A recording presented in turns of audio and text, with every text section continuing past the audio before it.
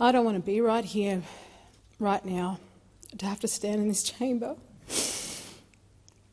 to deliver a condolence speech for a little girl in my family.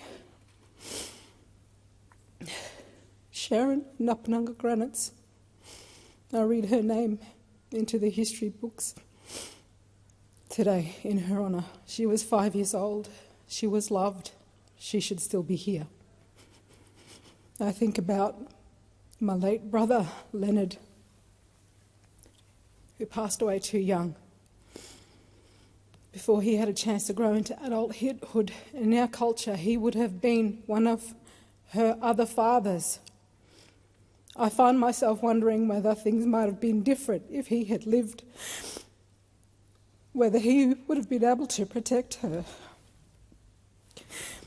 The only comfort I can take from these circumstances, believing that she's now with him and so many of our family who have been taken from us too soon, the only comfort I can take is that they are with our Heavenly Father now. But there is no escaping the reality of what happened. My niece's life was taken senselessly, selfishly and horrifically. And the hardest truth of all is that for many in my hometown, none of this came as a surprise. And let me say clearly that this is not an isolated case. For years I have raised concerns about the failures within child protection.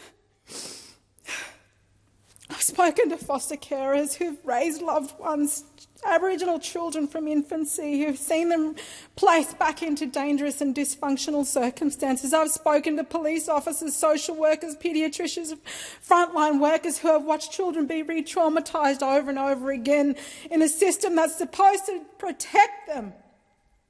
And every time these concerns are raised, those who attempt to shut down the conversation, they say now is not the time. They say we should not politicise tragedy. But as my niece's aunt, I have an obligation to fight for justice in her honour. And as a parliamentarian, the very reason I chose to come to this place, I have an obligation to fight for change, so that fewer families endure what my family is enduring right now.